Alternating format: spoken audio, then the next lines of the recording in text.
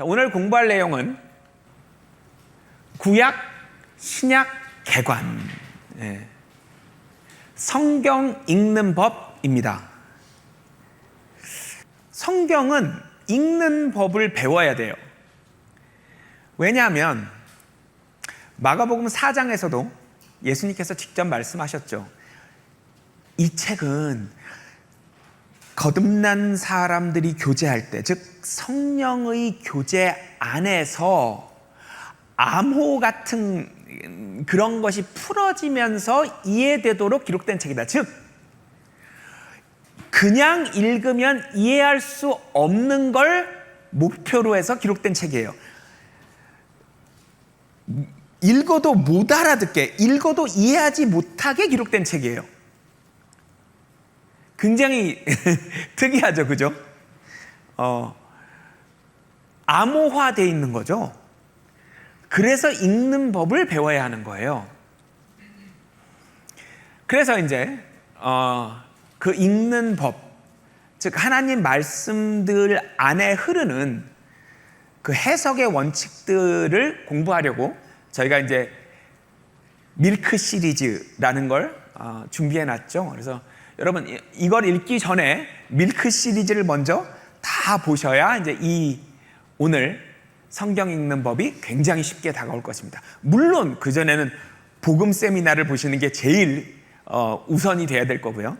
복음 세미나 보시고 그 다음에 밀크 쫙 보신 다음에 이거 보시면 됩니다.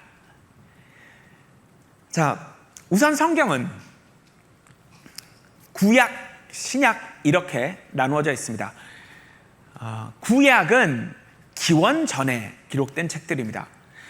기원 전 약 1500년에서 400년 사이의 기간에 기록이 되었고요. 신약은 기원 후에 기록이 되었습니다. AD 50년에서 90년 사이 정도에 기록됐다고 보시면 됩니다. 참 우리가 기원 전, 기원 후라고 나누는 그 약자도 BC, Before Christ, 예수님께서 이 땅에 오시기 전 시간, 기원 전, AD 이제 아노 다미니, 그래서 주가 우리한테 오신 후 이제 이렇게 되는 것이죠. 세상에 인류의 역사를 나누는 시점이 실제로 예수님이 이 땅에 오신 그 시점을 기준으로 되어 있죠. 자, 구약, 신약 이렇게 나누어져 있다고 비율이 50대 50은 아닙니다. 구약 성경이 75%, 신약 성경이 25%입니다. 그러니까 구약 성경 분량이 훨씬 많죠. 성경은 66개의 작은 책으로 되어 있는데 구약 쪽에 39권이 있고 신약 쪽에 27권이 있습니다. 그래서 일단 구성은 이렇게 되어 있고 기록된 연대는 이렇다라는 것을 먼저 아시면 좋을 것 같습니다. 그러면 왜 성경은 읽는 방법을 배워야 하는가?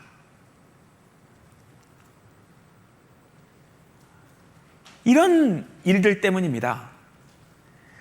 바다가 갈라져서 그 사이로 몇백만 명이 걸어서 지나갔다는 이 이야기를 사실로 받아들여야 하는지 아니면 문학적인 표현으로 받아들여야 하는지 아니면 신화로 받아들여야 하는지 어떻게 받아들여야 하냐는 거죠.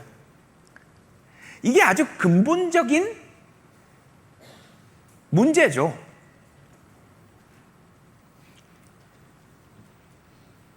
이 바다가 실제 지금도 있는 레드씨, 홍해잖아요. 그 홍해가 갈라져서 이 사이로 유대인들이 지나갔다는 거예요. 그래서 어떤 태도로 읽을지가 성경 전체를 읽고 해석하는데 결정적인 영향을 끼칩니다. 성경을 읽으실 때 제일 먼저 알아야 할 것. 성경은 유대인들, 이 유대 민족을 우선적으로 보라고 기록된 책입니다. 하나님이 차별을 하시는 건 아니고요. 나중에 아시게 되겠지만 결국은 이제 하나님의 어마어마한 섭리 안에 유대인, 이방인 뭐 다 공정하게 기회가 가도록 되어 있지만 일단 표면적으로 시작은 이렇게 말씀하십니다. 성경 난 유대인만 보라고 만든 책이야, 이렇게 말씀하십니다. 자, 우리가 밀크 시리즈에서 봤죠. 성경에는 하나님의 뜻을 전달하시는 방법이 두 가지가 있습니다. 시간을 초월해서 모든 걸 알고 계시는 그분의 입장에서 설명을 하실 때가 있고, 시간 속에 살아가는 우리의 눈높이에 맞춰서 설명하실 때가 있는데, 이거는 이제 시간 속에서 살아가는 우리의 눈높이에 맞춰서 설명해 주실 때 이제 이런 식으로 표현을 하고 설명을 하십니다. 그런 전제로 성경은 일단 유대인을 위해 기록된 책이야, 너희는 꼭 그걸 알아 라고 말씀하십니다. 여기 보면 야곱, 그러면 야곱의 12아들이 지금 유대인들의 12지파가 되죠. 읽어보도록 하겠습니다. 詩編147編19節から20節。主はその御言葉をヤコブに示し、その諸々の定めと掟とをイスラエルに示される。主はいずれの国民をもこのようにはあしらわれなかった。彼らは主の諸々の掟を知らない。主を褒めたたえよ。 자, 예수님이 오시기 전에, 기원 전에 한 2000년경부터 이제 유대 민족이 시작됐는데, 하나님의 뜻, 하나님이 주시는 그 구원의 법칙을 그 유대 민족에게만 주셨다는 거예요. 알아요, 박진영 씨. 구약, 그거는 유대인들에게 준 거죠. 틀렸습니다. 신약도 유대인들에게 주신 책입니다. 구약과 신약은 어떤 원리로 기록됐냐면요, 예수님이 오셨을 때 전하시는 그 복음이라는 걸 알아들을 수 있게 구약을 통해서 준비시켜 주신 거예요. 그래서 죄가 있으면 그 죄를 짐승에게 뒤집어 씌워서 짐승이 대신 죽는 그런 가르침을 계속 주신 거예요. 대속, 대신 죄값을 치른다는 그 대속의 개념을 배울 수 있도록 짐승 죽이는 그런 제사법을 통해서 유대인들을 계속 훈련시키신 거예요. 그게 율법, 그게 구약이죠. 그리고 예수님께서 오셔서 너희가 지난 1000년이 넘는 시간 동안 했던 그 율법 있잖아, 그거의 실체가 나야, 내가 십자가에서 죽는 게 그 실체야. 그러면 이제 유대인들이 그랬군요 하면서 구원을 받는. 구약 때 유대인들이 1000년이 넘게 양을 계속 죽였잖아요. 그리고 딱 예수님이 오셨을 때 침례자 요한이라는 선지자가 저분이 진짜 양이야 이렇게 이제 얘기를 하는 거죠. 그러면 유대인들이 뭐예요? 1000년 동안 양 죽이다가 진짜 아닌 것 같은데, 진짜 양이야, 그럼 그렇지 하면서 이제 구원을 받는 거였어요. 이게 이제 하나님의 계획 안에 있는 구약, 신약입니다. 따라서 신약도 유대인들을 위해 주신 책입니다. 물론 이제 나중에 아닌 걸 알게 되지만 일단 시작은 오늘 이렇게 할 겁니다. 읽어보도록 하겠습니다. エブル人への手紙10章1節。一体律法は来るべき良いことの影を宿すに過ぎず、そのものの真の形を備えているものではないから、年ごとに引き続き捧げられる同じような生贄によっても御前に近づいてくる者たちを全うすることはできないのである。ヨハネによる福音書1章29節。その翌日、ヨハネはイエスが自分の方に来られるのを見て言った。見よ、世の罪を取り除く神の子羊。 자, 그 짐승 양들을 막 죽이는 게 예수님이 십자가에서 돌아가실 그 일의 뭐요? 그림자. 그러니까 그림자, 모형을 계속 보다가 진짜가 왔을 때 딱 알아보는 거죠. 왜? 그림자로 훈련이 돼 있기 때문에. 이게 하나님의 뜻인 거예요. 구약, 신약 다 유대인을 위한 책이었던 것입니다. 그러면 지금 이 아래 이 구절은 신약 성경이에요. 그러면 양을 죽이는 그 하나님의 제사법을 몰랐던 이방인들은, 유대인 빼고 나머지 민족들은 저분이 진짜 양이야 그러면 무슨 소리야? 알아들을 수가 없는 거예요. 무슨 양, 무슨 말이야 저게? 갑자기 사람 같은데 양이라니? 이게 무슨 소리지? 알아들을 수가 없는 거예요. 그래서 신약까지도 최소한 시작은 유대인들을 위한 것이었다는 거예요. 자, 그러면 이 유대인들을 위해 기록된 성경 안에서 우리가 알아야 되는 것이 있습니다. 하나님께서 이 유대인들과 소통하시면서 구원하는 그 시대를 이제 유대인의 시대라고 하면, 이 시대는 우리 시대랑 달라요. 그걸 먼저 알아야 돼요. 유대인의 시대는 우리가 지금 살고 있는 이 이방인의 시대와 다릅니다. 가장 큰 차이가 뭐냐면요, 하나님을 믿는 사람들에게 주어지는 능력이에요. 그게 달라요. 유대인의 시대에는 하나님을 믿는 사람들에게 우리가 감히 상상할 수 없는 초능력 같은 성령의 능력이 주어집니다. 가장 눈에 띄는 확실한 차이는, 하나님의 일꾼들, 하나님을 믿는 사람들이 죽어있는 사람을 살릴 수가 있어요. 이걸 뭐라고 해요? 표적이라고 합니다. 유대인의 시대에만 주시는 하나님의 초자연적인 초능력, 대표적인 게 죽어있는 사람을 살리거나, 아까 본 그림 뭐예요? 바다를 가르고 지나가는 거예요. 이게 우리 시대에 안 되니까 우리가 신화라고 생각하는 거예요. 유대인의 시대에는 됩니다. 하나님을 믿는 하나님의 일꾼들이 죽은 사람을 살리거나 바다를 가르고 지나갈 수 없는 이 시대, 우리가 살고 있는 이 시대가 성경적으로 보자면 굉장히 비정상적인 특이한 시대인 거예요. 근데 우리는 뭐예요? 항상 이런 줄 아니까, 바다가 갈라졌어? 에이, 뭐 좀 과장이 됐거나 신화겠지. 죽은 사람을 막 살려? 이 문제가 뭐냐면, 사실로 보는 순간 바로 떠오르는 질문이 뭐예요? 왜 우리 시대에는 목사님들이 죽은 지 며칠 된 사람을 다시 못 살리지? 왜 우리 시대에는 하나님의 성도들이 한강을 딱 가르고 못 지나가지? 이상하다. 그래서 결국 어떻게 돼요? 이걸 신화 비슷하게 봐버리는 거예요. 아닙니다. 유대인의 시대에는 이런 것들이 가능하고, 하나님이 허락하시는 그 신비한 일들, 놀라운 일들 중에 죽은 사람을 살리거나 바다를 가르고 지나가는 그 레벨의 일만 이제 성경에서는 표적이라는 단어를 붙입니다.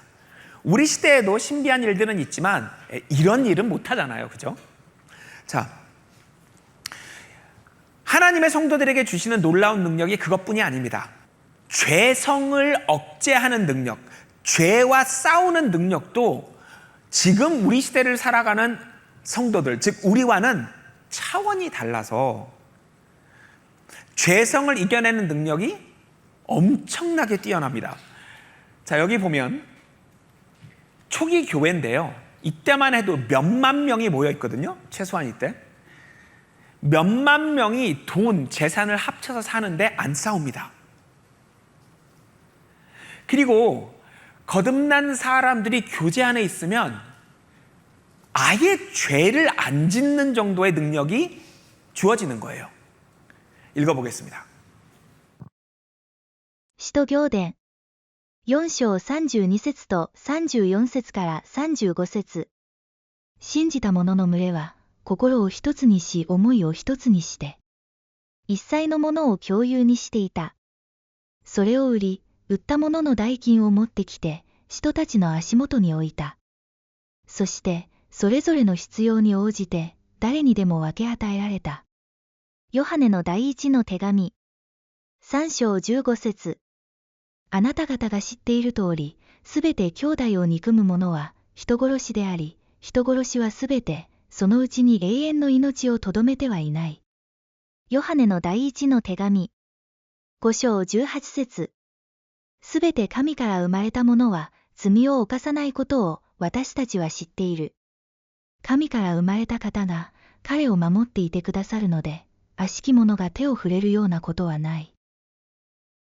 따라서 우리가 살고 있는 이 시대에 우리가 상상할 수 없는 일들, 뭐예요? 죽은 지 며칠 된 사람을 살려내는 거, 바다나 강을 딱 가르고 지나가는 거, 몇만 명이서 재산을 합쳐서 사는데 안 싸우는 거, 거듭난 사람이 교제 안에 있다면 죄를 아예 안 지을 수 있는 것, 이거 다 상상을 못하는 일인 거예요. 그렇기 때문에 거듭난 사람도 지옥에 갈 수 있다는 그런 조건이 적용되는 것입니다. 자, 이 두 구절 다 용서받지 못하는 죄라는 개념이 등장합니다. 위에는 교회 성도들에게 하는 이야기고요. 또 밑에는 예수님께서 제자들에게 하신 말씀이죠. 공통적인 건 뭐예요? 거듭났건 안 났건 용서받지 못하는, 즉 지옥에 갈 수밖에 없는 그런 죄가 있다. 설령 거듭난 사람도. 읽어보도록 하겠습니다.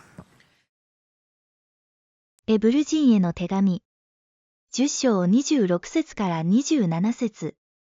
私たちが真理の知識を受けた後にもなお、ことさらに罪を犯し続けるなら、罪のための生贄はもはやありえない。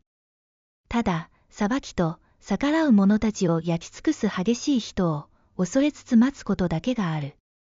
マタイによる福音書12章32節。人の子に対して言い逆らう者は許されるであろう。しかし、聖霊に対して言い逆らう者は、この世でも、来たるべき世でも許されることはない。 유대인 시대의 굉장히 특이하고 특별한 특징들을 가진 시대구나. 하나님께서 성도들에게 능력을 엄청나게 더 주시고 반대로 더 많이 요구하시는구나. 그런 시대구나. 그래서 우린 성경을 읽을 때 이런 특징들을 가진 유대인의 시대를 전제로 기록된 책이라는 걸 알고 읽어야 하는 거예요. 그래서 이런 조건들 하에 유대인들에 대한 구원이 쭉 일어나고 있는 것이죠. 예수님께서도 12제자를 파송하시면서 유대인들에게만 복음을 전해 이렇게 말씀을 하십니다. 그리고 실제로 나중에 제자들이 유대인들에게만 복음을 전합니다. 그래서 이스라엘 집 유대인들아 들어라 이렇게 하면서 복음을 전하니까 3,000명의 유대인, 또 남자만 5,000명이니까 막 2만 명, 3만 명의 유대인, 막 이런 유대인들이 막 구원을 받으면서 이 교회를 채워가고 있는 상황이었던 것이죠. 예, 읽어보도록 하겠습니다. マタイによる福音書10章5節から6節。イエスはこの12人を使わすにあたり、彼らに命じて言われた。異邦人の道に行くな。またサマリア人の町に入るな。むしろ、イスラエルの家の失われた羊のところに行け。使徒行伝2章36節、41節、4章4節、5章14節。だから、イスラエルの全家は、このことをしかと知っておくがよい。あなた方が十字架につけたこのイエスを、神は、主、また、キリストとしてお立てになったのである。その日、仲間に加わった者が3000人ほどあった。話を聞いた多くの人たちは信じた。そして、その男の数が5000人ほどになった。主を信じて仲間に加わる者が、男女とも、ますます多くなってきた。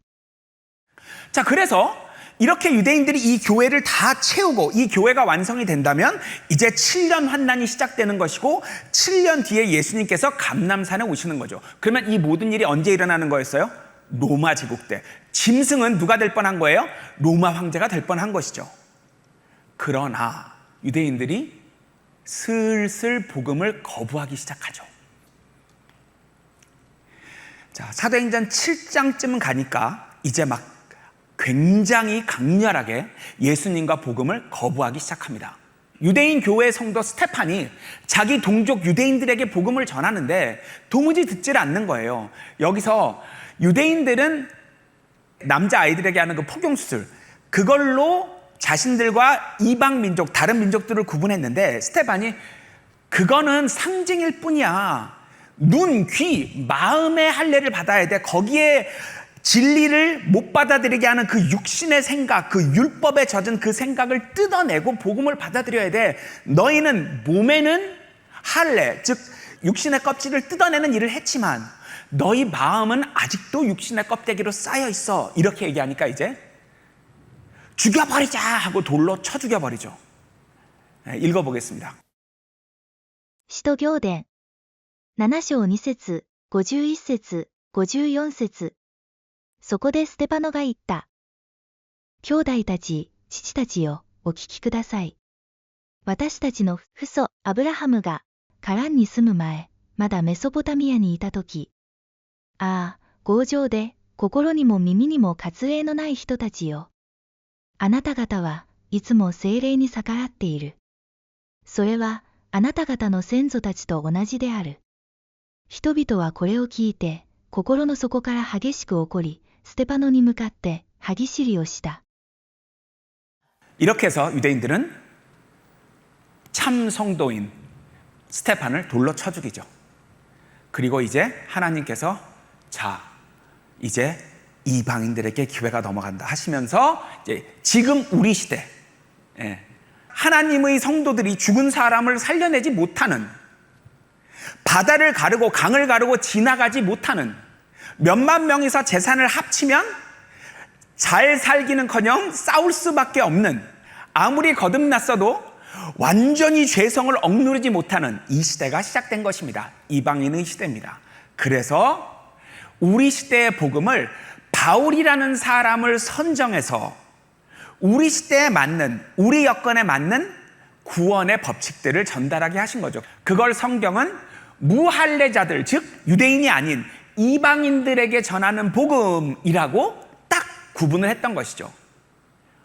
그 전에 하나님의 성도들이 죽은 사람들을 막 살려낼 수 있고 바다를 가르고 지나갈 수 있는 그 시대에 맞는 복음이 뭐예요? 할례자들에 대한 복음, 유대인들에 대한 복음인 것이죠. 그래서 성경은 베드로 안에서, 바울 안에서 성령님께서 직접 복음을 구분하셨고 그 각각의 복음을 전할 선생님, 사도들까지 구분했다고 기록되어 있는 것입니다. 그러면 이 두 복음의 가장 큰 차이가 뭘까요? 자, 여기 누가복음 12장 48절, 하나님의 원칙입니다. 많이 받은 자에게는 많이 요구한다.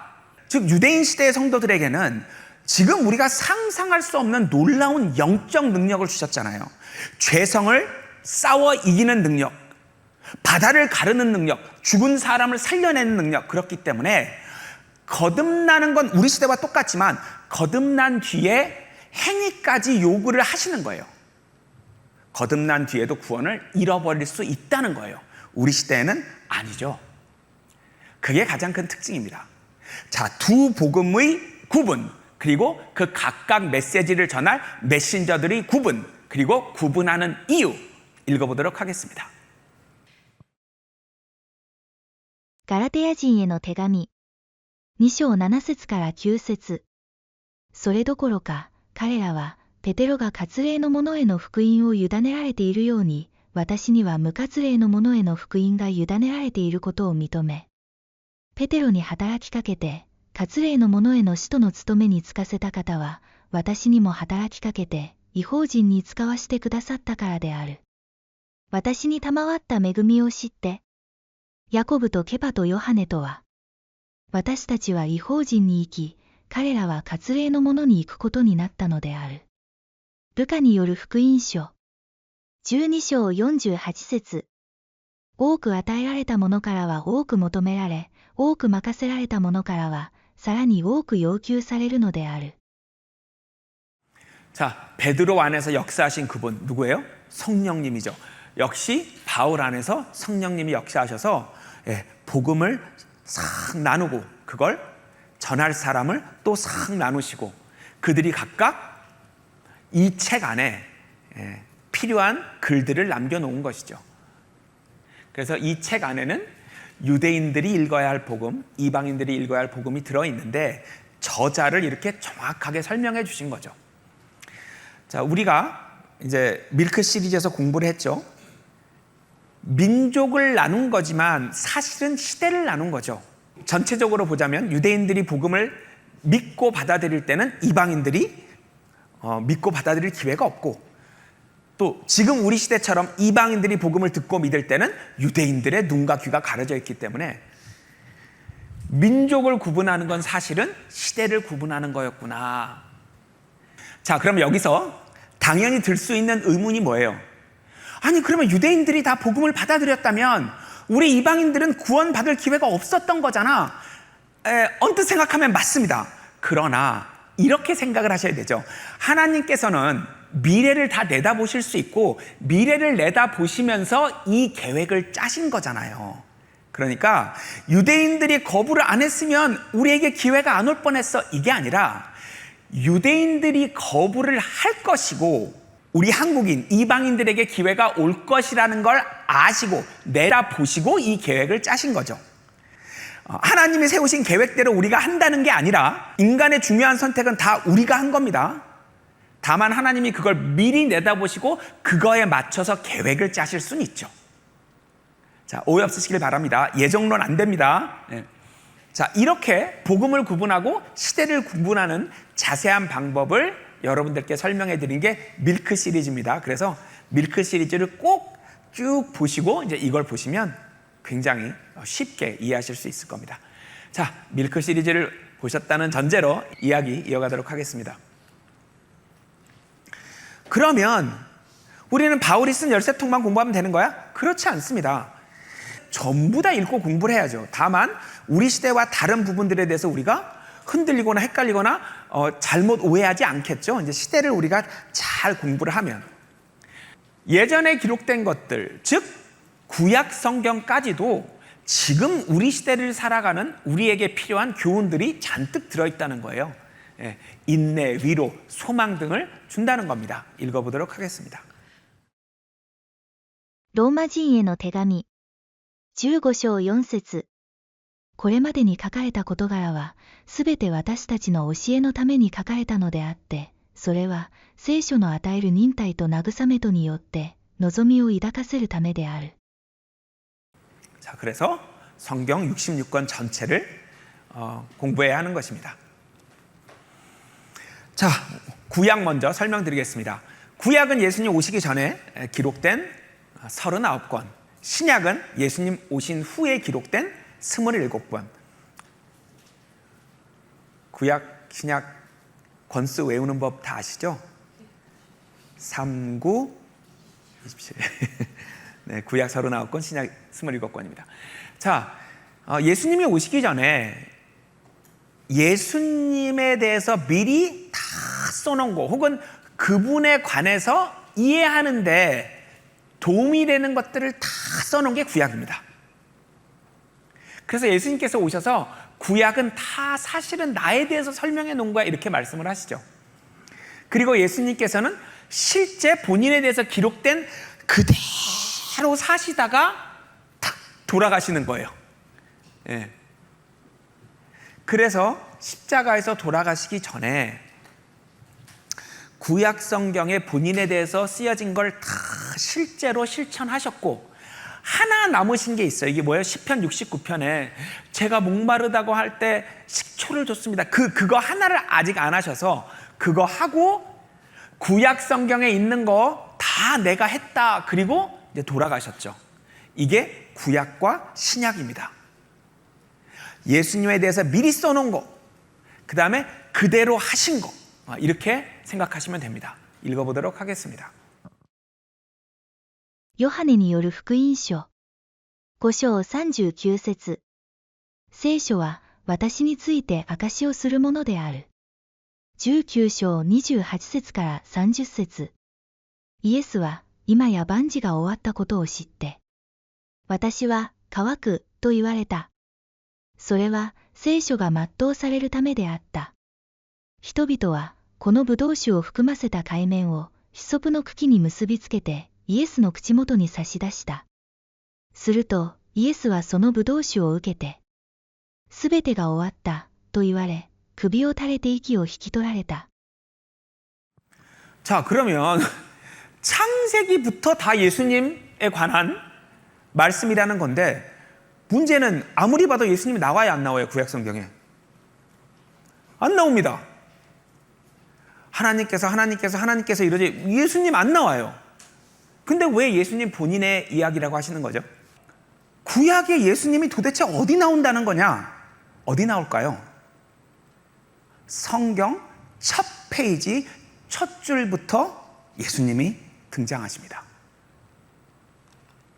자, 신약 성경에서 보니까 아버지 하나님은 모든 걸 만드실 때 직접 만드신 게 아니라 아들을 통해서, 즉 말씀이라고 불리우는 그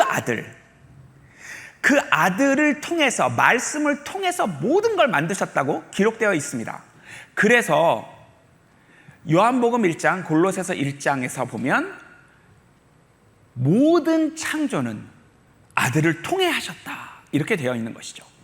그러면 성경 첫 페이지 첫 줄, 태초에 하나님께서 하늘과 땅을 창조하셨다는 이 말씀도 아버지 하나님께서 직접 하신 걸까요? 아들을 통해서 하신 걸까요? 아들을 통해서 하신 거죠. 그러니까 이미 구약 성경 첫 페이지 첫 줄부터 아들이 하신 일이 나오는 것입니다. 이 아들 하나님은 말씀이라고 불리기도 하고 형상이라고 불리기도 하는데요, 같은 것입니다. 성경에서 인간의 눈, 인간의 귀 같은 것입니다. 인간이 이해하고 인지할 수 있는 하나님, 이런 뜻입니다. 아버지 하나님은 인간 눈으로 볼 수 없고 인간 귀로 이해할 수가 없습니다. 그래서 우리가 알아볼 수 있고 알아들을 수 있는 하나님을 낳으신 겁니다.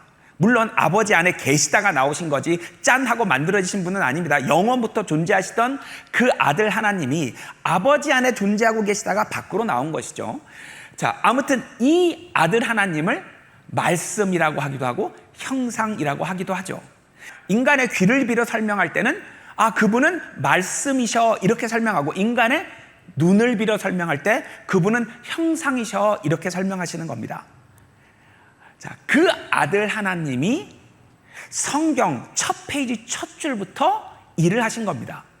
자, 여기 보시면 말씀, 즉 형상이 모든 걸 창조했다, 아들 하나님이 모든 걸 창조하셨다, 이렇게 나온 겁니다. 읽어보겠습니다.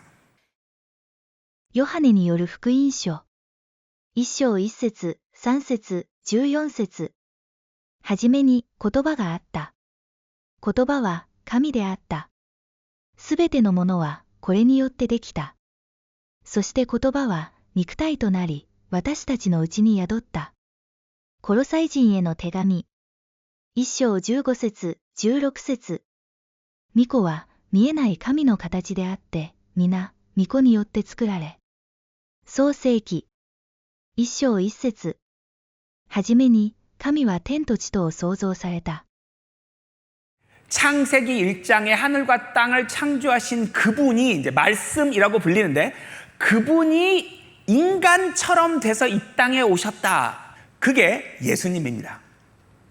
그러니 예수님으로 오시기 전에 그 아들 하나님이 창세기 첫 페이지 첫 줄부터 일을 하셨던 것이죠. 자, 그래서 신약 성경에서 예수님께서 뭐라 그러시죠? 나는 처음부터 너희 인간들에게 얘기해온 하나님이야. 왜? 아버지 하나님 말씀은 우리가 이해할 수가 없거든요. 그러니까 인간이 이해할 수 있는 말씀이라는 형태로 하나님의 뜻을 설명한 건 전부 다 아들 하나님이 하신 거란 말이에요. 예수님이 처음부터 인간들에게 말씀을 하셨고, 또 아들 하나님은 우리가 알아볼 수 있는 형체를 가지고 계시잖아요. 아버지 하나님은 알아볼 수가 없는 하나님이라고 되어 있죠.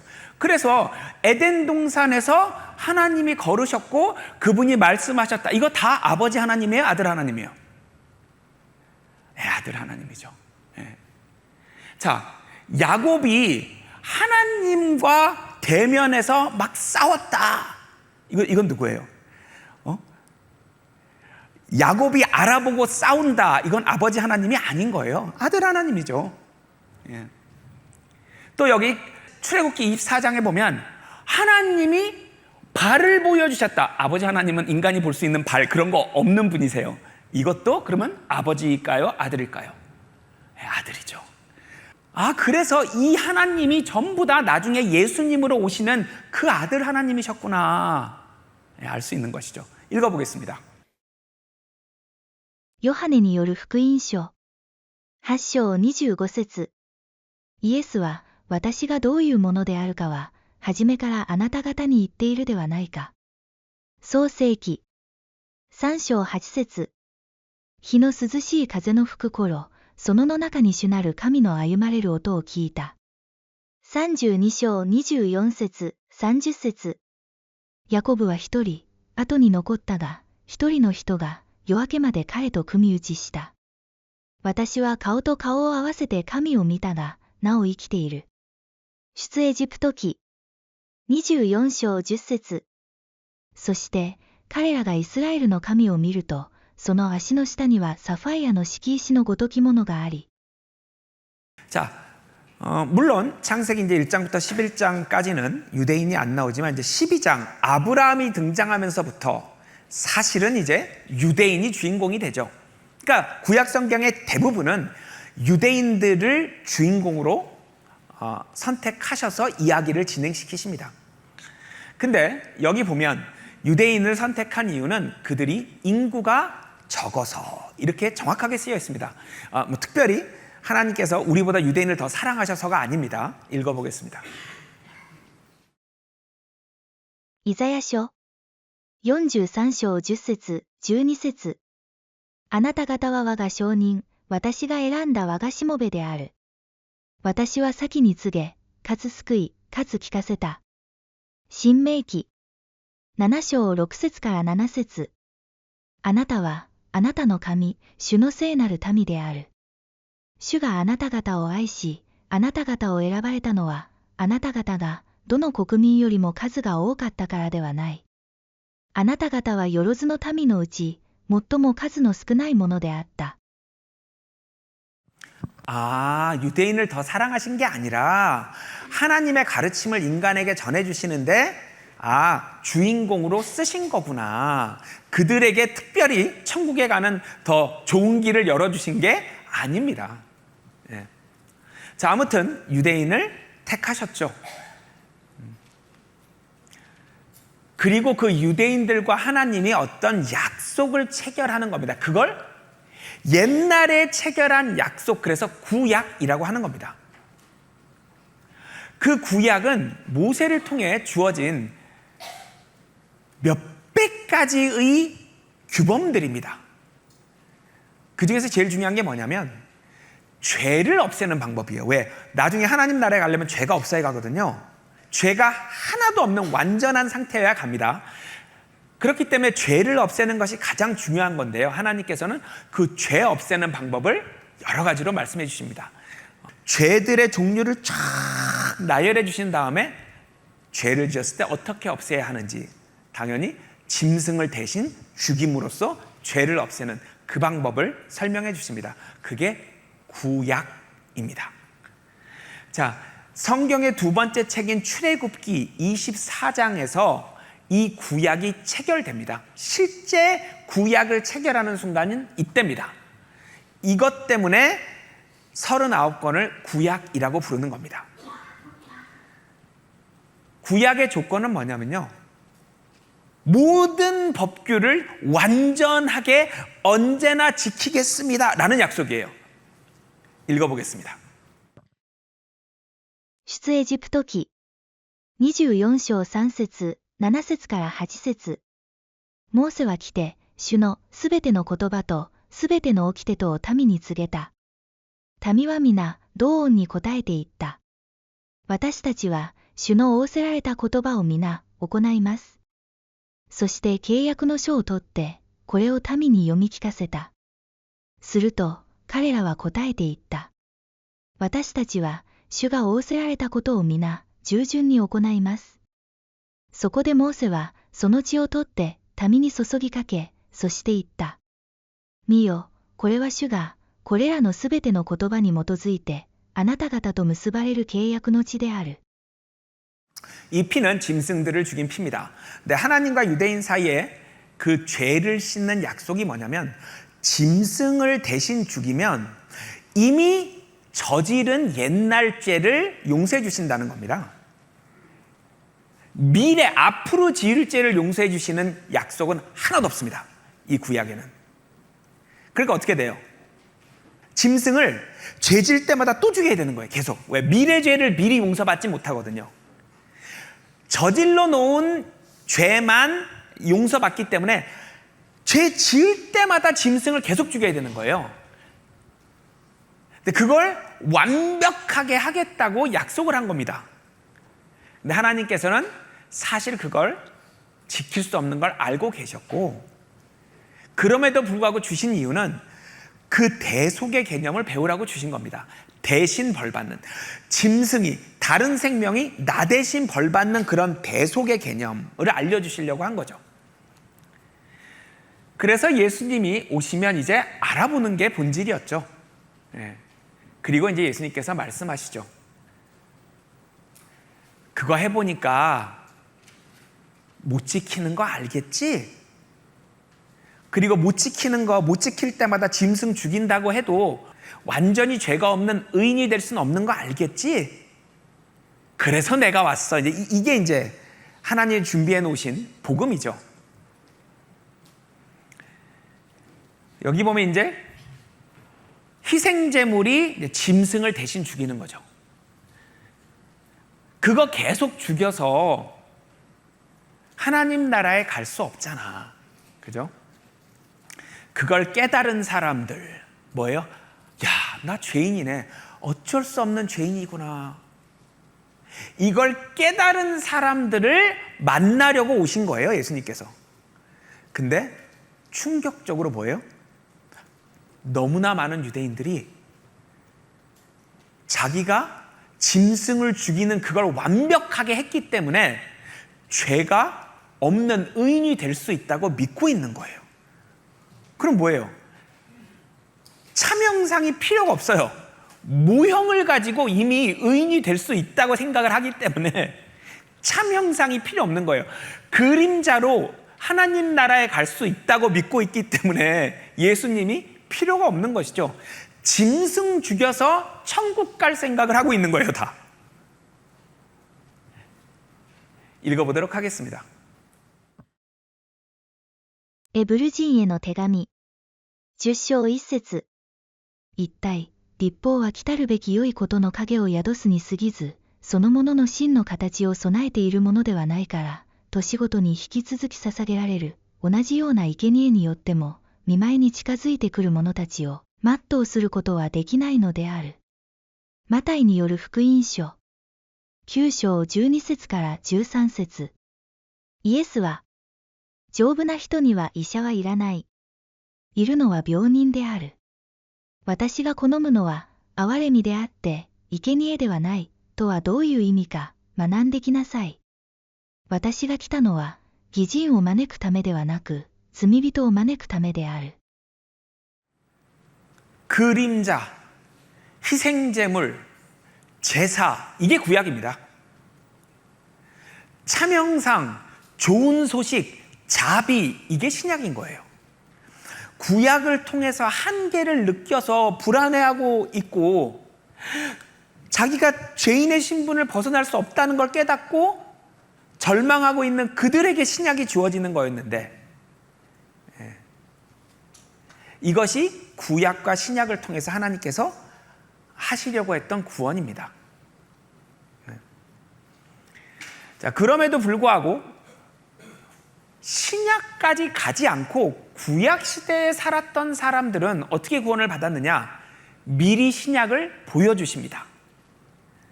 대표적인 사람 셋을 저희가 골라봤는데요. 일단 유대인 전에 있었던 아담, 그리고 대표적인 유대인 인물 2명, 아브라함, 다윗. 이 셋 다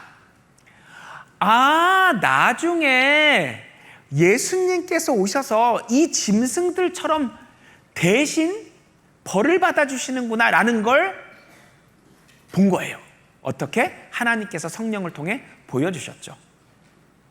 다만 그들이 나중에 예수님께서 오셔서 하시는 일을 보고 구원을 받았다라는 얘기는 구약 성경에는 없습니다. 나중에 신약에서 설명을 해주시는 거예요. 오히려 신약을 읽었더니 아브라함도 다윗도 하나님께서 성령을 통해 신약을 미리 보여주셨구나. 그래서 그들이 천국에 갈 수 있었구나라는 걸 이제 우리가 알게 되는 거죠. 자, 우선 아담은 죄를 짓고 나서 불안함, 죄책감에 시달려서 그걸 덮어보려고, 그걸 가려보려고 나뭇잎으로 옷을 만들어 입죠. 옷을 만들어 입었는데 하나님 앞에 설 자신이 없는 거예요. 왜? 본인들의 노력으로 그 죄를 가릴 수 없다는 걸 다행히 알았어요. 그래서 본인들이 옷을 만들어 입고 있었음에도 불구하고 하나님, 저 벗어서 하나님 앞에 갈 수가 없습니다 라고 이야기를 해서 하나님께서 자기가 죄인인 걸 아는구나 하셔서 직접 그 앞에서 짐승을 죽이셔서 그 가죽을 입혀주시면서 이제 이 아담 이브가 우리와 같이 이 선은 히브리어로 토브라고 하는 것입니다. 이 선은 뭐냐면 하나님의 계획, 예수님을 통해 인간을 살리시는 그 계획, 그게 이제 토브입니다. 자, 아담과 이브 앞에서 뭐 짐승 죽이고 뭐 가죽 입혀지고 이게 다 아버지 하나님이었을까요? 아들 하나님이었을까요? 아들 하나님입니다. 어떻게 된 거예요, 그러면? 예수님으로 오실 그분이 앞에서 짐승을 죽이면서 내가 4,000년 뒤에 이렇게 와서 너희를 위해 죽을 거야. 그리고 너희한테 이 가죽, 증거를 탁 줄 거야. 제 죄 다 처리됐어요 라는 그 증거를 안고 살 수 있게. 아담도 아브라함도 다윗도 다 예수님이 돌아가실 걸 미리 볼 수 있었구나. 그래서 구약 인물들은 이렇게 다 구원을 받은 것입니다. 결론은 뭐예요? 다 예수님 통해서 구원받는 것입니다. 예수님이 구약 성경에 드러나지 않아도. 읽어보겠습니다. 創世記3章10節21節から22節。彼は答えた。私は裸だったので、恐れて身を隠したのです。主なる神は、人とその妻とのために革の着物を作って、彼らに着せられた。主なる神は言われた。見よ、人は我々の一人のようになり、善悪を知る者となった。ヨハネによる福音書。8章56節。あなた方の父、アブラハムは、私のこの日を見ようとして楽しんでいた。そして、それを見て喜んだ。使徒行伝。2章25節、28節。ダビデはイエスについてこう言っている。私は常に目の前に主を見た。あなたは命の道を私に示し。아브라함도 미리 받고 다윗도 미리 받고 아담도 선을 알게 됐던 거구나.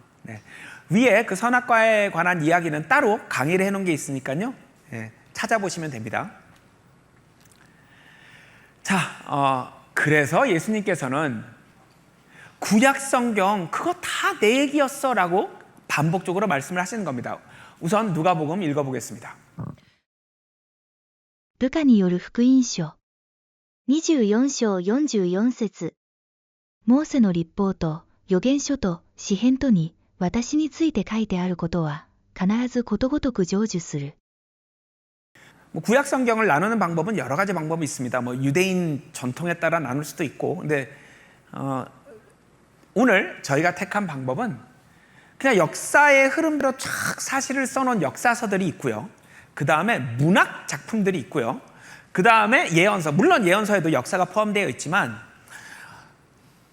솔로몬이 지은 성전이 불타 없어지고 쫓겨났다가 회복되는, 즉 첫 번째 성전의 멸망과 회복을 둘러싸고 예언자들이 기록해 놓은 예언서, 이렇게 세 계통으로 구분을 했습니다. 우선 처음에 창세기부터 에스더까지, 이건 뭐냐면 구약을 체결했고 그 결과 어떻게 되었는가? 그 결과는 뭐예요? 못 지키죠. 구약을 체결할 때까지, 자, 구약 어디서 체결했다고요? 출애굽기 24장. 체결해 놓고 그 다음에 못 지키는 유대인들, 구약을 지킬 수 없는 인간의 한계가 그대로 드러나는 그 과정을 이제 창세기부터 에스더까지라고 이제 설명을 드리는 거고요. 그 다음에 이제 문학 작품들이 있습니다. 여기에는 뭐예요? 하나님의 지혜가 문학 작품의 형식 안에 들어있는 것이죠. 그 다음에 이제 아까 말씀드린 솔로몬 성전의 멸망과 회복을 둘러싼 예언자들의 이야기. 자, 그럼 우선 이 역사서 17권을 쫙 나열해 봤습니다. 창세기 1장부터 11장, 이거는 이방인의 역사. 물론 이제 이때는 이방인 유대인이 구분이 없는 것이지만 그래도 이제 아담의 후손들 이야기라 이겁니다. 그 다음에 12장부터 이제 아브라함을 통해서 유대인의 역사가 시작되죠. 그리고 이제 창세기와 출애굽기에 넘어가는 과정에 뭐가 있냐면 유대인들이 이집트에서 400년이 넘게 노예 생활을 합니다. 그래서 노예 생활하던 그 유대인들이 이집트에서 나온다. 그래서 이집트를 이제 애굽이라고 이렇게 말하는 거예요. 그래서 탈출할 때 그 출입니다. 이집트에서 탈출하는 이야기가 출애굽기입니다. 그래서 탈출을 한 다음에 율법을 하나님께서 주시고, 그리고 그 율법에 대해서 자세히 풀어놓은 것이 이제 모세오경의 마침이 되는 것입니다. 그래서 창세기, 출애굽기, 레위기, 민수기, 신명기 5개를 모세가 썼다고 해서 모세오경, 유대인들이 이제 토라라고 부르죠. 그리고 이제 약속의 땅에 들어온 후에 이집트에서 나와서 광야 생활을 하다가 하나님께서 주신 약속의 땅으로 들어가는 그때부터 이제 여호수아, 재판관기, 룻기가 시작되죠. 그 다음에 이제 사무엘, 상하, 열왕기상, 상하, 역대기, 상하, 이제 유대인의 왕국이 본격적으로 시작이 됩니다. 그래서 또 하나 이제 재밌는 게 유대인들의 왕국이 시작되기 직전에 룻기가 딱 들어있어요. 룻기는 이방 여인 얘기입니다. 그리고 유대인들의 왕국의 궁극적인 실체는 천년왕국이거든요. 그래서 천년왕국이 시작되기 전, 즉 7년 환난 뒤에 3년 반 때 이방인들이 유대인 시대의 법규에 따라 어마어마하게 구원을 받잖아요. 그죠? 그것의 상징으로 보시면 됩니다. 유대인들의 왕국이 시작되기 직전에 이방인 이야기, 룻기. 자, 그 다음에 이제 왕국 시대가 쫙 펼쳐지고 이제 타락을 하면서 이제 솔로몬 성전이 불타 없어지고 바빌론으로 끌려가서 또 70년간 노예 생활을 합니다. 그리고 이제 바벨론에서 돌아와서 다시 성전을 짓는, 즉 예루살렘을 회복하고 이제 두 번째 성전을 다시 짓는 이야기.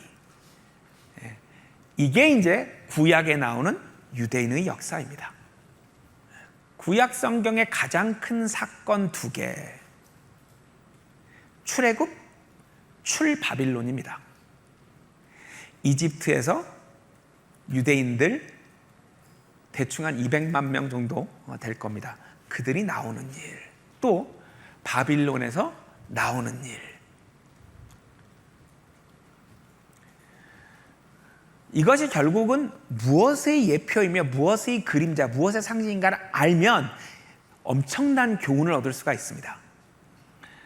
출애굽은 유대인 시대를 살아가는 개개인이 어떻게 구원을 받고 어떻게 하나님 나라에 가는지에 대한 교훈입니다. 출바빌론은 유대 민족이 어떻게 구원을 받는지에 대한 교훈이 들어있는 것입니다. 자, 우선 출애굽 과정을 보시면요, 이집트 세상의 그림자입니다. 세상 속에 있던 사람들이 하나님 말씀과 성령에 이제 하나님이 일하시는 방법이 항상 이 둘을 통해 일하십니다. 아버지 하나님 안에 있다가 나온 두 존재 뭐예요? 말씀이신 아들과 아버지의 영이신 성령, 이 말씀과 성령으로 일을 하시죠. 이 말씀은 보통 뭐의 비유가 많이 되죠? 물. 성령은 또 뭐의 비유가 많이 되죠? 불. 그래서 이제 나올 때 보면 구름과 불이 끌고 가거든요. 구름과 불이. 이게 이제 말씀과 성령이라고 생각하시면 됩니다. 그래서 이제 거듭나서 결국은 침례를 상징하는 이집트에서 광야로 들어갈 때 그걸 이제 침례에 비유했습니다. 바울도 고린도전서에서 그거 침례의 상징이야 라고 이제 설명을 했죠. 그래서 침례를 받는, 즉 죽었다가 살아나는, 거듭나는 사람들이 그 다음에 뭐예요? 이 세상인 광야에서 교회의 일원으로 살아가는 겁니다. 쉽지 않죠. 그러다가 끝까지 믿음을 저버리지 않고 잘 살면 하나님의 왕국에 들어간다. 이게 이제 유대인 시대 성도들의 로드맵인 거죠. 가장 중요한 건 뭐예요? 거듭나는 건 우리 시대를 살아가는 우리와 똑같이 물과 성령으로 거듭납니다. 이건 똑같습니다. 단 광야 생활을 잘못한다고 지옥에 갈 수 있느냐, 이게 이제 차이입니다. 유대인 시대에는 거듭난 사람도 용서받지 못할 죄를 지으면 지옥에 갈 수 있기 때문에 거듭나는 순간 구원을 얻지만 이 구원을 잃어버릴 수 있기 때문에 최종 구원은 끝까지 믿음을 지키는 자, 이기는 자가 얻는 것입니다. 이게 유대인 시대 개인 구원의 상징이자 그림자인 거죠. 바빌론에서 돌아오는 건 결국 유대인의 민족의 구원입니다. 언제 있을? 7년 환난에 있을 그 마지막 유대인의 민족 구원의 예표로서 첫 번째 성전에서 한 번 똑같은 패턴이 일어나고 두 번째 성전 이 불타 없어지고 또 회복되면서 또 한 번 패턴이 주어지는 것이죠. 이걸 이제 저희가 밀크 시리즈에서 그 반복되는 패턴을 자세히 공부했죠. 더 공부하시고 싶은 분들은 밀크 시리즈 보시면 됩니다. 자, 그래서 구약에 있는 큰 두 개의 회복, 출애굽, 출바빌론이 무엇을 상징하는지 알고 읽으면 이제 구약 성경에서 많은 걸 얻을 수가 있죠. 단 차이도 알아야 합니다. 유대인의 시대에는 거듭난 성도도 지옥에 갈 수 있는 시대지, 이제 이걸 알고 봐야 잘못 해석해서 헷갈리는 일이 없는 것입니다. 이 첫 번째 성전, 솔로몬 성전이 불타 없어지고 포로로 갔다가 예루살렘으로 돌아오는 이 회복의 과정, 이게 이제 구약 성경에 나와 있는데 이 과정, 이 패턴이 두 번째 성전 스룹바벨 그리고 헤롯이 증축한 그 성전이 불타 없어지고 예루살렘으로 돌아오는 일과 똑같은 패턴을 보이더라. 왜? 나중에 7년 환난, 우리 시대가 끝나고 이 땅에 시작될 그 7년 환난 시대 때 제3성전이 지어질 것이고 그 성전을 둘러싸고 일어날 일에 대한 그림자들로서 주어지는 것이었구나. 그래서 구약 성경에서 출바빌론 혹은 첫 번째 성전의 멸망에 관한 이야기를 읽을 때는 이 성전 이야기인 것 같지만 사실은 제3성전을 둘러싸고 일어날 일에 대한 그림자였구나. 다 이때 일어날 일들에 대한 교훈과 정보를 담고 있구나. 이제 그렇게 읽으시면 되는 것입니다. 자, 그리고 그 선지서들을 기록한 선지자들은 이제 이렇게 성전 멸망 전에 주로 활동을 하거나 성전 멸망 후에 막 바빌론에서 활동을 하거나 아니면 예루살렘으로 돌아온 후에 활동한 그런 내용들을 기록해 놓은 것입니다.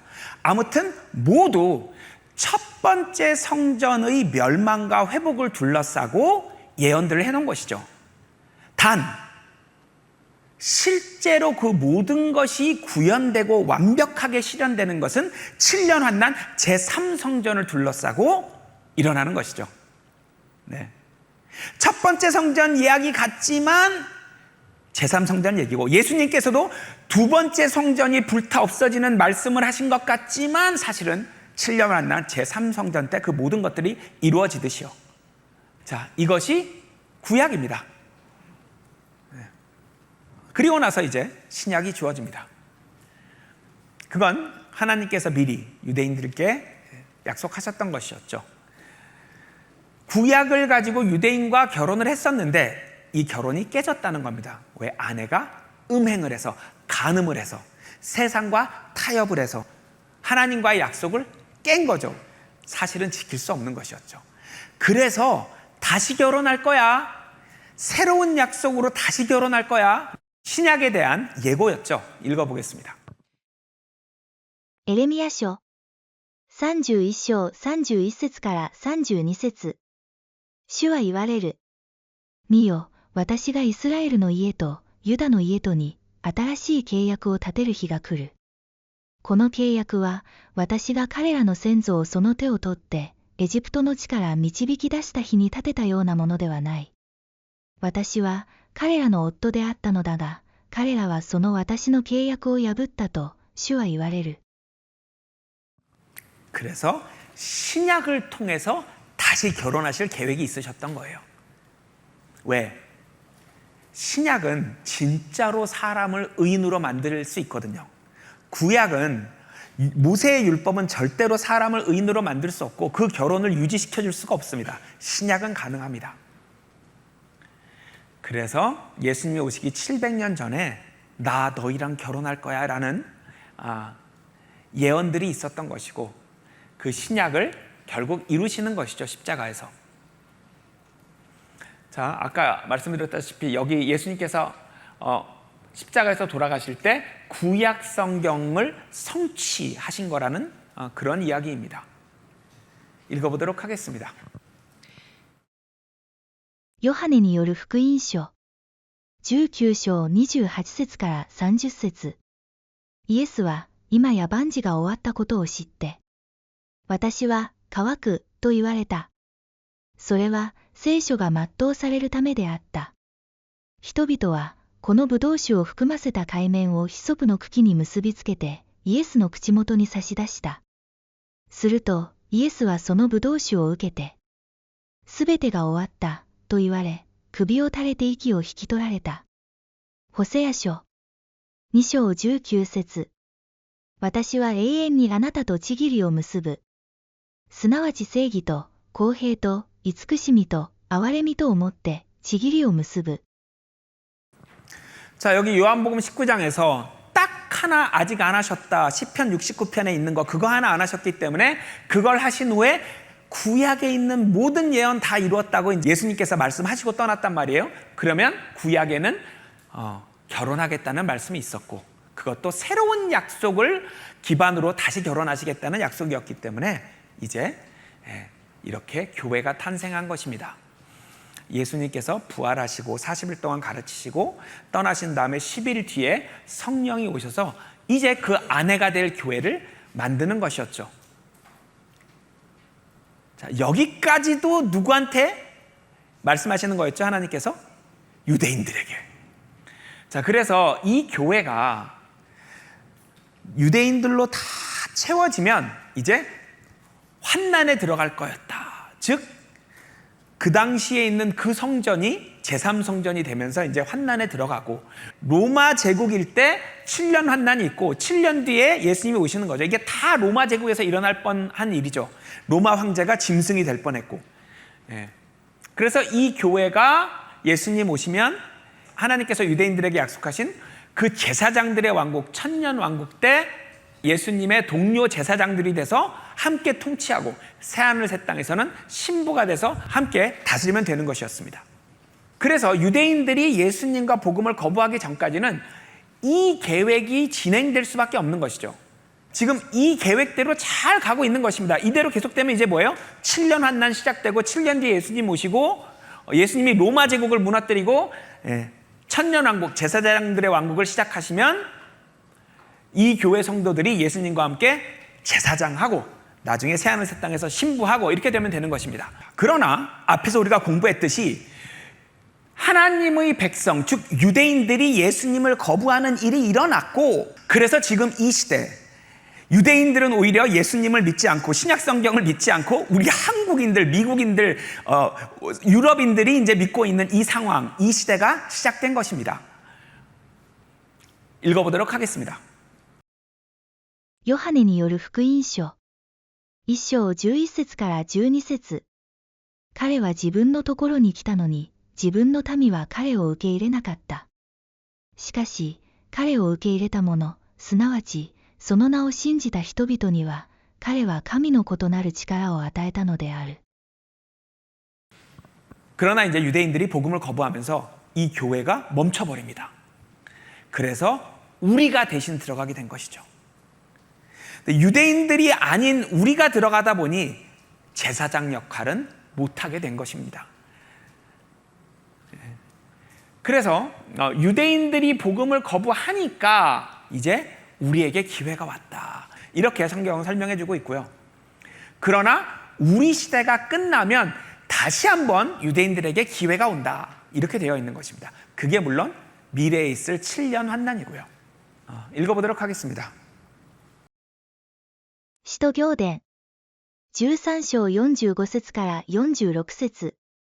ユダヤ人たちはパウロの語ることに口汚く反対した。パウロとバルナバとは、神の言葉はまずあなた方に語り伝えられなければならなかった。自分自身を永遠の命にふさわしからぬものにしてしまったから、さあ私たちはこれから方向を変えて異邦人たちの方に行くのだ。ローマ人への手紙11章25節から26節。あなた方が知者だと自負することのないために、この奥義を知らないでいてもらいたくない。一部のイスラエル人が堅なになったのは、異邦人が全部救われるに至る時までのことであって。こうしてイスラエル人はすべて救われるであろう。すなわち次のように書いてある。救う者がシオンから来て、ヤコブから不信心を追い払うであろう。 이 전제로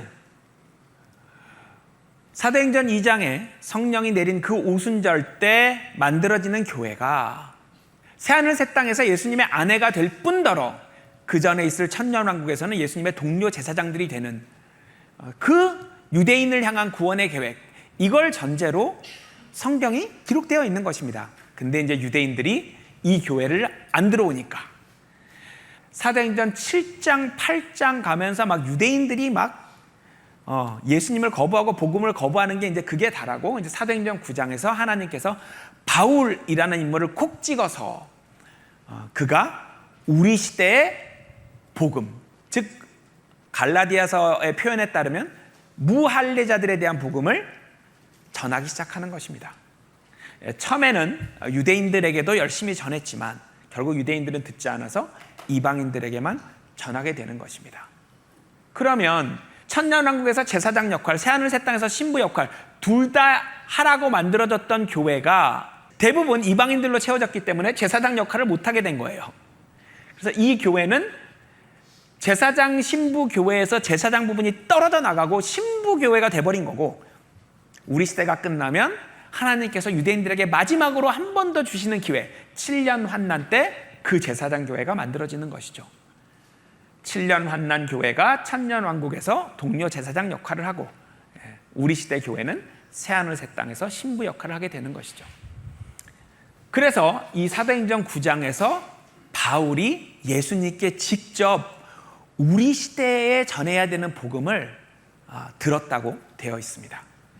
그리고 그 복음을 바로 사도행전 9장부터 전하기 시작하는 것입니다. 읽어보겠습니다. ガラテヤ人への手紙1章11節から12節。私が述べ伝えた福音は、人間から受けたのでも教えられたのでもなく、ただイエス・キリストの啓示によったのである。使徒行伝9章1節から6節20節。サウロは、なおも、主の弟子たちに対する脅迫、殺害の息を弾ませながら、男女の別なく縛り上げて、エルサレムに引っ張ってくるためであった。ダマスコの近くに来たとき、突然、天から光が差して、彼を巡り照らした。彼は地に倒れたが、その時、サウロ、サウロ、なぜ私を迫害するのか。私は、あなたが迫害しているイエスである。直ちに諸街道でイエスのことを述べ伝え、このイエスこそ神の子であると説き始めた。그래서 바울을 통해 우리 시대 복음이 전달이 돼야 했구나. 이 복음은 다른 시대에는 알려지지 않고 숨겨져 있던 거예요. 그래서 미스테리라고 되어 있습니다. 저 신비가 이제 킹제임스 성경에서는 미스테리라고 되어 있는 것이죠. 이 바울이 전한 무할례자들에 대한 복음의 가장 큰 특징이 뭐예요? 거듭난 사람은 절대로 구원을 잃어버릴 수 없다. 잘못 살면 징계는 받을지언정 그 징계 중에 지옥에 가는 건 포함되어 있지 않다. 왜? 유대인 시대에 주시는 그 놀라운 능력을 우리 시대에는 안 주시기 때문에. 그게 이제 가장 큰 차이점이죠. 그러면 그런 복음을 전하기 위해서 바울을 통해서만 전달된 그 복음의 특징이 뭐냐면요. 교회 성도들이 예수님하고 같은 몸이 된다는 거예요.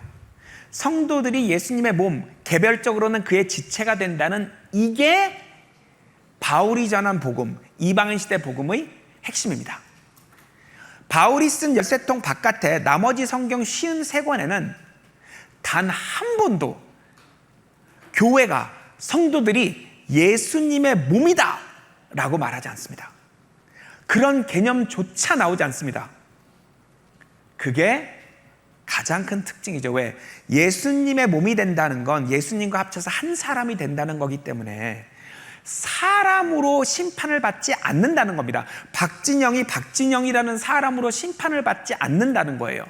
박진영이 예수님이 머리고 교회가 몸인 이 천열매들 그리스도라고 하는 이 어마어마한 거대한 사람의 지체일 뿐이기 때문에, 그리고 이 사람은 이미 죽었고 이미 부활했고 이미 심판을 받았기 때문에 그 사람의 지체인 박진영이 천국 지옥 심판은 받지 않는다. 물론 이제 그리스도 심판석 앞에서 이제 우리끼리 유산 칭찬 나눠받는 그 심판은 있을지언정 천국 지옥 심판은 끝났다. 에베소서 2장에서 뭐예요? 이미 하나님 오른편에 예수님과 함께 앉아 있다. 이런 약속이 주어지는 굉장히 다른 그런 복음이었던 거예요. 읽어보도록 하겠습니다. エペソ人への手紙3章3節5節から6節9節。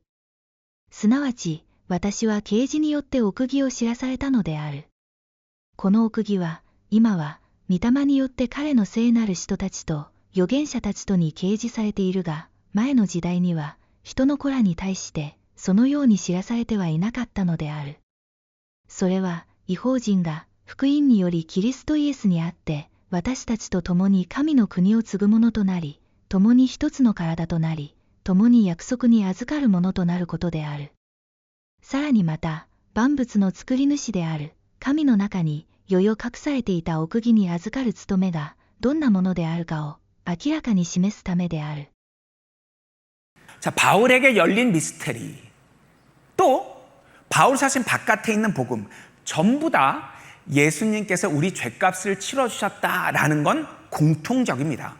그래서 바울이 쓴 열쇠통을 보나 창세기를 보나 신약성경을 보나 구약성경을 보나 어디서나 구원을 받을 수는 있습니다. 즉 거듭날 수는 있습니다. 그러나 핵심은 뭐예요? 거듭난 성도가 구원을 잃어버릴 확률이 있느냐 없느냐, 즉 거듭난 성도도 지옥에 갈 수 있느냐 없느냐, 이게 차이점이죠. 이 차이점이 있기 때문에 예수님께서 죄값을 치른 방법을 다르게 설명하고 있는 것이죠. 바울은 핵심이 뭐예요? 예수님과 한 사람이 됐다. 예수님이 머리가 되시고 우리가 몸이 되고 개별적으로는 지체가 됐기 때문에 사람 단위로 받는 심판을 우리가 받지 않는다. 왜? 우린 하나님이 천국, 지옥 심판에 관해서는 사람으로 취급하시지 않는다. 예수님이 머리고 교회가 몸인 이 거대한 사람이 간, 허파, 쓸개가 되었기 때문에 심판을 받는 대상이 아닌 거예요. 그러니 구원을 잃어버릴 수 있다 없다 이 논의 자체가 불가능한 것이죠. 그래서 우리 시대의 거듭난 성도는 절대로 구원을 잃어버릴 수가 없는 것이죠. 반대로 바울이 쓴 열쇠통 바깥에 가면 성도들이 예수님과 합쳐서 한 사람이 된다? 성도들이 예수님의 몸이고 지체다? 이런 개념이 절대로 단 한 번도 나오지 않습니다. 바울이 쓴 열쇠통, 예수님과 우리가 한 사람이야. 예수님이 십자가에서 돌아가셨을 때 예수님의 몸과 우리 몸이 한 몸이었기 때문에 우리도 죽은 거야. 이게 핵심이죠. 우리가 죽었어. 그리고 우리가 부활, 즉 죄 안 짓는 몸을 받았어. 자, 부활의 의미는 여러분들이 생각하시는 것과 다릅니다. 꼭 성경 세미나 찾아보세요. 부활의 의미 나옵니다. 자, 죄 안 짓는 몸을 받았고 천국, 지옥 심판이 끝나서 하나님 오른편에 예수님과 함께 앉아 있어. 다 끝났어. 이게 에베소서 2장 얘기죠. 로마서 6장 얘기죠. 자, 바울 서신 바깥에서는 성도가 예수님과 함께 십자가에서 죽었다. 즉 예수님이 십자가에서 돌아가실 때 성도도 죽었다라는 말이 절대로 단 한 번도 나오지 않습니다. 왜? 아직 심판이 안 끝났어. 너희 구원을 잃어버릴 수도 있으니까 용서받지 못할 죄라고 하는 그런 죄들은 지으면 안 돼. 대표적으로 뭐요? 7년 환난 때 손에 짐승표 받으면 안 돼. 짐승 우상 그 형상계 경배하면 안 돼. 아직 심판 안 끝났어. 그 말을 하려면 뭐라고 해야 돼요? 아직 안 죽었어 라고 말해야 되는 것이죠. 그래서 뭐요? 죄를 예수님에게 떠넘기는 개념이 나오죠. 죄를 예수님에게 떠넘겼고 예수님께서 우리 죄를 떠안아서 십자가에서 대신 돌아가신 거죠. 차이는 뭐다? 십자가에서 예수님이 돌아가실 때 우리가 죽었느냐 안 죽었느냐. 바울이 쓴 열쇠통에선 우리도 죽었다. 그래서 부활했고 그래서 심판을 받았고 천국 지옥 심판만큼은 다 끝났다. 이제 우리끼리 따로 칭찬의 양, 영광의 양을 정하는 그리스도의 심판석 앞에서의 심판은 남아있지만 천국 지옥 심판은 끝났다. 이거고요. 바울이 쓴 열쇠통 바깥을 벗어나면 죽었다는 말은 절대로 안 나오고 죄를 예수님에게 떠넘겼다. 우리 죄를 짊어지셨다. Take away, 요한복음 1장 29절. Takes away the sin of the world. 죄를 가져가시는 개념이죠. 반대로 바울이 쓴 열쇠통에서는 뭐요? 우리 죄를 가져가시는 개념은 절대로 나오지 않습니다. 왜? 죄를 가져가시면 우리가 죽을 이유가 없어져요.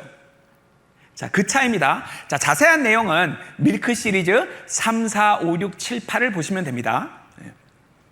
자, 그래서 유대인들에게 주어진 이 성경은 구약 성경, 그 다음에 신약 성경 중에 역사서 5개, 그냥 일어난 사건을 쭉 기록한 책이죠.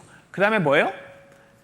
성도들에게 자, 죽을 때까지 잘 살아야 돼 라고 말하는 그 편지 9개. 이게 이제 유대인의 성경입니다. 자, 저 편지들은 언제 빛을 발하죠? 환난 시대를 살아갈 그 성도들이 읽을 때 이제 빛을 발하는 겁니다. 근데 환난이 어떻게 됐어요? 7년 환난이 2000년 이상 밀렸죠. 물론 이들이 이걸 쓸 때는 금방 시작될 줄 알았습니다. 바울도 자기가 살아있는 동안에 이 이방인 시대가 끝나고 환난이 시작될 거라고 생각한 거 보면 다른 제자들도 다 환난이 먼 얘기라고 생각을 못한 거예요. 그래서 아무튼 편지들을 다 보내놓은 거고, 환난 시대를 살아갈 유대인 교회 성도들 혹은 환난 시대를 살 이방인 성도들도 마찬가지입니다. 유대인 시대를 살아가니까 유대인 시대 법칙으로 구원을 받아야 하거든요. 그들을 위해 기록됐던 것이죠. 근데 저 환난 시대가 뒤로 밀리면서 이 사이에 뭐가 들어와요? 이게 들어온 것입니다. 이게 이제 성경의 구성이잖아요. 실제로 딱 여기다가 넣어놨어요. 기가 막히죠? 예. 아니, 이때와 환난 사이가 지금 벌어진 거잖아요. 그래서 그 시대를 위해 기록된 바울의 서신의 위치가 실제 성경 안에서 여기에 있다는 거예요. 마치 룻기가 사무엘상 앞에 딱 있듯이 바울의 편지들이 나중에 환난 성도들이 읽어야 할 편지들 앞에 딱 있는 것입니다. 실제로도 딱 여기에 있잖아요. 그래서 하나님이 짜놓으신 역사의 흐름과 성경의 구성의 흐름이 같아요. 자, 그러면 바울의 편지들은 다 똑같냐? 복음은 똑같습니다. 어떤 복음? 성도들이 예수님의 몸이 된다, 예수님과 한 사람이 된다, 이미 죽었고 이미 부활했고 이미 심판을 받아서 징계는 받을지언정 지옥에는 안 간다. 이 복음은 똑같습니다. 근데 제가 여기 보면 5개를 색깔을 달리 해놨죠. 왜 그러냐면요, 예수님께서 바울에게 우리 시대 복음을 주셨잖아요.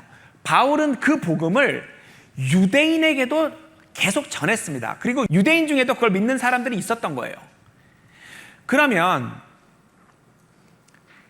하나님이 유대인들에게는 표적을 보지 않고는 믿지 말라고 아예 그렇게 가르치셨거든요. 유대인들을 막 죽은 사람을 살리고 막 그저 바다를 가르고 이런 거 못하는 사람이 하는 말은 내가 보낸 사람 아니니까 믿지 마, 이렇게 하나님이 신명기에서 증언이 없는 선지자 말 믿지 말라고 해놓으셨기 때문에 우리 시대의 복음임에도 불구하고 유대인이 들을 때까지는 표적을 쓰면서 전했습니다. 그래서 사도행전 28장에 와, 이제 정말 끝났다라고 선언하기 전까지는 복음은 같지만 표적을 쓰면서 전달했기 때문에 바울 서신 속에도 표적들이 나옵니다. 바울의 편지 중에 사도행전 28장 전에 쓴 것과 사도행전 28장 이후에 쓴 것이 복음은 똑같지만 표적을 쓰느냐 안 쓰느냐만 다릅니다. 왜? 그래도 유대인들이 한 명이라도 들을 땐 표적을 쓰면서 전하지 않으면 유대인은 아예 듣지 않도록 하나님께 교육을 받았기 때문에 그 차이가 있을 뿐입니다. 그래서 사도행전 28장 이후에 기록된 걸로 보이는 서신들, 이것들은 어떻게 구별할 수 있냐면 로마에 갇힌 나는, 이 사도행전 28장 이후에 바울이 로마에 갇혀 있잖아요. 그래서 뭐 갇혀 있는 나는, 묶여 있는 나는, 이제 이런 표현들로 구분을 할 수 있게 되어 있습니다. 자, 그럼 신약에서 예수님의 생애 또 교회의 탄생과 성장을 기록한 역사 기록들 4개 복음서 그리고 사도행전을 살펴보도록 하겠습니다. 이 4개 복음서는 당연히 다 예수님의 생애를 기록한 것인데 이 4개가 서로 시너지를 내고 서로 상호 보완해서 예수님에 대해서 더 자세히 알게 해줍니다. 각각 어떤 목적을 가지고 누구에게 기록되었는지는 각 책의 시작을 보면 알 수 있습니다. 마태복음은 다윗 아브라함의 자손이다라고 강조를 합니다. 왜? 유대인들, 즉 구약 성경을 알고 있는 사람들을 위해 쓰여졌기 때문입니다. 구약에서 하나님께서는 아브라함을 통해 다윗을 통해 하나님의 왕국을 만들 거라는 약속을 해주셨고 메시아가 올 거라는 약속을 해주셨죠. 그 구약에서 오기로 했던 그 메시아가 예수님이야 라는 걸 설명하는 게 마태복음입니다. 그래서 구약 성경도 제일 많이 인용했죠. 결론은 구약 성경을 잘 아는 유대인들에게 예수님을 설명하는 책이죠. 자, 누가복음은 시작이 이렇습니다. 테오필루스 각하, 당신에게 정인이 기록하여 보내는 것이 좋을 듯 하여서 이걸 씁니다. 자, 테오필루스 이름이 이미 유대인 이름이 아니죠. 로마 관원입니다. 즉 구약 성경을 모르는 이방인이 예수님을 이해할 수 있도록 기록한 것입니다. 물론 우리 시대를 위해 기록한 것이 아니라 유대인 시대를 살아갈 이방인들을 위해 기록된 책이죠. 자, 그러면 구약 성경을 모르는 이방인, 구약 성경을 잘 아는 유대인에게 쓴 이 두 책의 공통 부분, 복음만 추려서 기록한 것이 마가복음입니다. 마가란 사람의 인생 자체가 바울과 이방인 전도도 했었고 또 베드로와 어울려서 유대인 전도도 했었기 때문에 어떻게 보면 이걸 하기에 가장 좋은 사람이죠. 그래서 시작이 뭐예요? 복음입니다. 그냥 이렇게 시작합니다. 자, 요한복음은 좀 다릅니다. 요한복음은 예수님의 정체성에 대해서 설명합니다. 그래서 시작이 태초의 말씀, 하나님의 아들, 예수님으로 오실 그 아들이 계셨고 그 말씀, 그 아들이 아버지 하나님과 함께 계셨으니 그럼에도 불구하고 그 아들도 하나님이셨다. 왜? 아버지 하나님이 기름 부음을 하셔서 아버지와 동격으로 만드셨다. 즉 예수님만으로 우리를 살리실 권세가 있으신 분이다라는 거죠. 사도행전은 지금 우리가 속한 이 교회의 탄생과 성장을 기록한 책이죠. 처음에는 이 교회가 유대인들로만 채워지고 이방인들은 안 들어오죠. 28장 끝에는 뭐예요? 이제 이방인들만 들어오고 유대인들이 안 들어오죠. 그래서 이 5개 책에 대한 전제를 알고 보시면 큰 도움이 됩니다. 그래서 성경은 이런 거시적인 관점을 가지고 보시면 됩니다.